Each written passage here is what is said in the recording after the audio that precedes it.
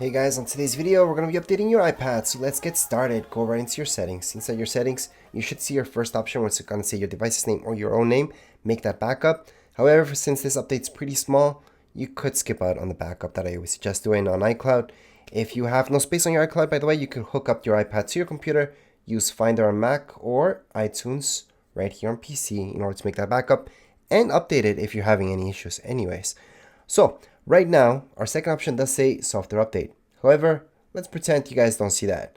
Just scroll down, you're going to see general. Under general, second option, software update, we should see this popping up. If it doesn't, then just turn off and on automatic updates. That should refresh things and you should be able to see the update at this point in time. So all we have to do is just tap on update now, put in your passcode.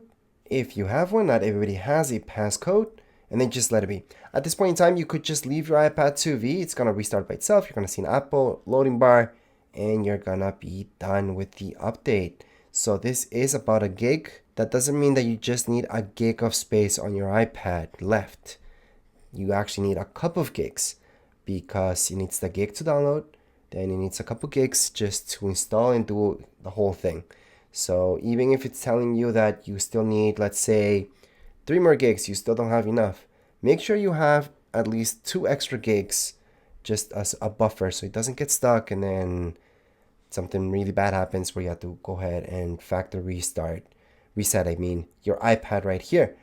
However, if you have an older iPad at 60%, it could die pretty fast. So I would suggest hooking up some electricity so that way it's charging while you're doing this update. If it's at 50%, it might not even let you do the update. So just make sure to hook it up. I usually even hook it up once it's 100% when I'm doing any update, just in case. Especially older iPads, remember the batteries do not hold as when they were new. So right now, all we have to just do is just wait. This update will depend on how fast your internet speed is. So if it's not the fastest thing in the world, this could take a couple minutes. If it's pretty fast, a couple seconds, and you should be done with this update. Besides the fact that it's pretty small and there's nothing humongous into this update anyways. So at this point, if you just left your iPad 2B, you would have seen an Apple logo, a loading bar, it would have restarted by itself, and then you would be done. It should say software update done.